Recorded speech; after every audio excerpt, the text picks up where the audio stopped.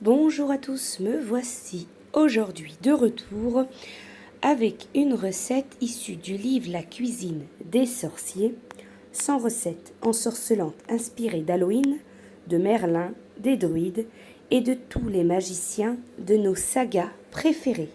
C'est un livre qui est aux éditions Solar. Vous retrouverez en barre d'informations sous la vidéo toutes les informations concernant ce livre. Donc aujourd'hui, la recette que je vous propose est issue du conte Aladin. Aladin, jeune garçon des quartiers pauvres, héros des contes des Mille et une nuits, rencontre un puissant sorcier nommé Jafar. Celui-ci lui demande d'aller chercher une modeste lampe dans une grotte mystérieuse que lui-même ne peut atteindre. Aladin se méfie et refuse de donner la lampe à Jafar avant qu'il ne l'ait fait sortir de la caverne aux merveilles. Furieux, le sorcier enferme Aladin dans la grotte. C'est ainsi que, privé de lumière, Aladin frotte la lampe et découvre qu'elle héberge un génie capable d'exaucer ses vœux les plus fous grâce à ses pouvoirs extraordinaires.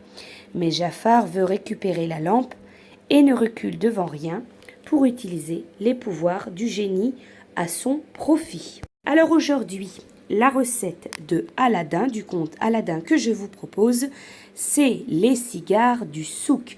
Bienvenue à vous, nobles étrangers, qui honorez de vos pas l'un des plus admirables souks d'Arabie.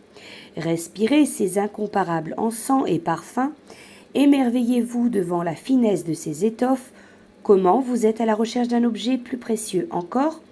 Une sorte de lampe extraordinaire, je vous ai reconnu, grand sorcier.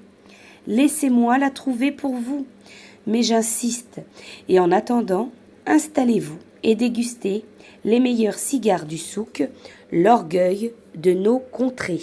Alors pour cette recette, pour 20 cigares du souk environ, il vous faut 1 kg d'épinards si possible frais, 10 feuilles de pâte phyllo 100 g, de fromage de brebis de type feta, 50 g de graines de sésame, 25 centilitres de lait, une petite tasse d'huile d'olive, un pot de yaourt nature, un trait de jus de citron, du sel et du poivre. Alors la recette des cigares du souk. La recette vous dit: tu fais prendre un bain aux épinards pour les débarrasser de la poussière du souk. Puis tu les fais cuire 20 minutes à l'eau salée. Tu les sors avec une écumoire et dans un grand saladier d'eau glacée histoire de les réveiller. Tu les égouttes, les éminces et les mélanges avec le fromage émietté. Surtout, noble ami, n'oublie pas de les relever du sel et du poivre.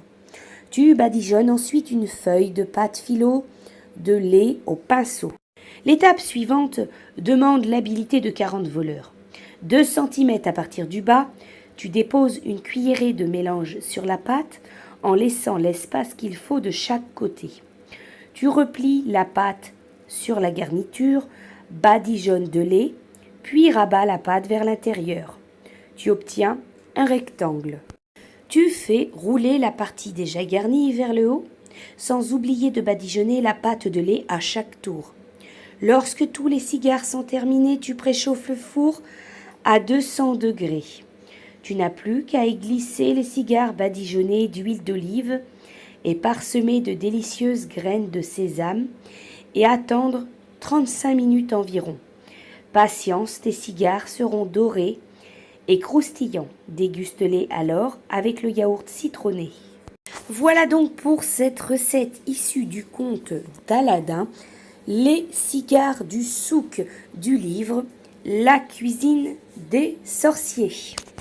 J'espère que cette recette vous aura plu. Je vous dis à bientôt pour une nouvelle recette.